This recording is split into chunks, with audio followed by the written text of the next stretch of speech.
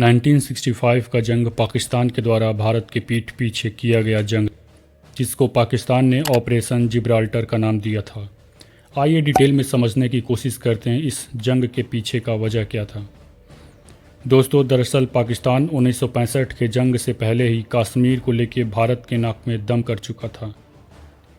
1964 में भारत के home minister Gulzari Lal Nanda ने पार्लियामेंट में बोला कि क्यों न जम्मू और कश्मीर में प्रेसिडेंट रूल लगा दिया जाए। ऐसा बात उन्होंने दोस्तों इसलिए बोला क्योंकि उसके पहले ही कश्मीर पे कई बार पाकिस्तान ने चोरी छुप के अटैक कर और प्रेसिडेंट रूल लगाने से जो कि जम्मू और कश्मीर भी भारत के बाकी राज्यों के लेवल पर आ जाएगा।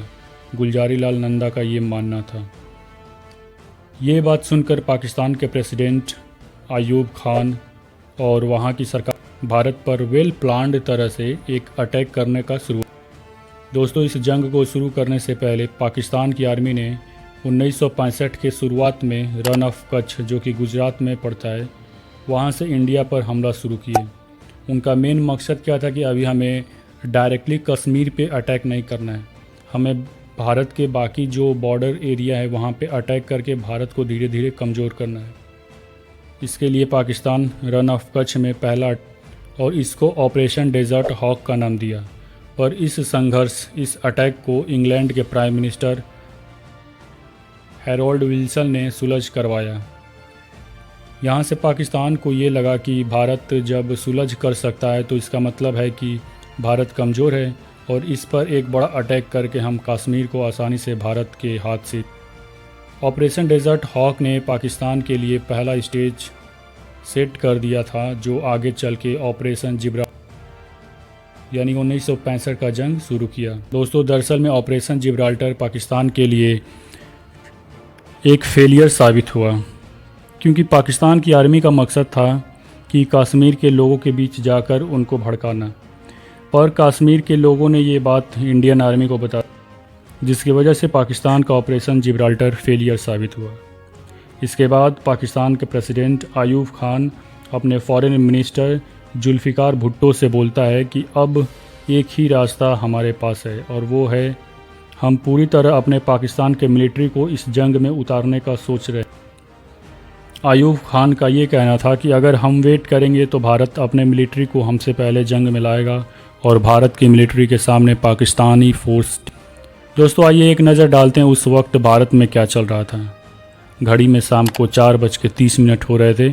उसी वक्त general JN Chaudhary, defence minister यानी YB चौहान, उस समय के जो डिफेंस मिनिस्टर थे YB चौहान, उनके ऑफिस में घुसते हैं और वहाँ पे एयर मार्शल अर्जन सिंह, जो कि उस समय चीफ ऑफ एयर स्टाफ थे, उनसे कहते हैं कि हमें चांब सेक्टर में एयरफोर्स का यूज करना पड़ेगा, क्योंकि दोस्तों चांब सेक्टर में इंडियन आर्मी ज़्यादा प्रेशर हैंडल नहीं कर सकती थी। तो इसलिए इंडियन आर्मी YB चौहान ने कुछ मिनट सोचने के बाद जनरल JN चौधरी को एयरफोर्स यूज करने का परमिशन दे दिया।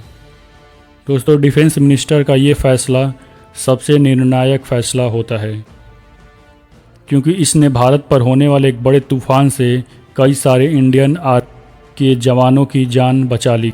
दोस्तों, जो भी ये सब बातें हम आपसे शेयर कर रहे हैं, ये सब उस समय के डिफेंस मिनिस्टर YB चौहान ने अपने डायरी में लिखा है, जो आप स्क्रीन पर देख सकते हैं।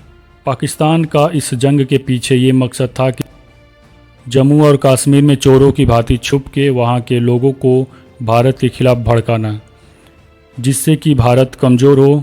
पाकिस्तान के अंदर इतना हिम्मत कभी था ही नहीं कि वो भारत पर सामने से वार कर सके। पर जब भारत चाइना के साथ जंग में हारा, तब पाकिस्तान को लगा कि हम भी भारत को हरा सकते हैं। आपको बता दें कि पाकिस्तान उस दौरान पूरी तरह अमेरिका का खास दोस्त हुआ करता था, क्योंकि आज़ादी के बाद अमेरिका और रशिया दोनों ने भारत को और पाकिस्तान को अपने अपने ब्लॉक रखने का भारत और पाकिस्तान के सामने प्रस्ताव रखे। अमेरिका और रशिया दोनों सुपर पावर थे उस समय के, तो अमेरिका चाहता था कि भारत और पाकिस्तान के साइड में आ जाए और रशिया चाहता था कि भारत और पाकिस्तान रशिया वाले ब्लॉक में चले जाए। चूँकि उस समय भारत दोनों में से किसी के साथ नहीं गया, यानी नॉन अलाइंड रहना पसंद किया, पर वही दूसरी तरफ पाकिस्तान जो है वो अमेरिका के साथ हाथ मिला लिया और अमेरिका की बदौलत कुछ इन्वेस्टमेंट पाकिस्तान में होने लगा। अमेरिका को डर था कि भारत रशिया के साइड झुकेगा। उसको अमेरिका को ये तो पता था कि भारत कहीं ना कहीं रशिया के साइड जाने वाला है। दोस्तों, चाइना के साथ जंग में जब भारत हार गया उसके बाद अमेरिका भारत के आर्मी को मिलिट्री सपोर्ट प्रोवाइड करने लगा ताकि भारत को अपनी तरफ खींच सके। इसी बीच भारत का झुकाव रशिया के साइड होने लगा क्योंकि भारत रशिया से फाइटर जेट मिलिट्री इक्विपमेंट्स खरीदने लगा और देखते ही देखते रशिया भारत का एक अच्छा पार्टनर बन गया, जिस वजह से अमेरिका और भारत के थोड़े से जुड़े हुए रिश्ते भी क्योंकि इसके पीछे वही रीज़न था कि अमेरिका को पसंद नहीं आया कि भारत रशिया के करीब जा रहा है।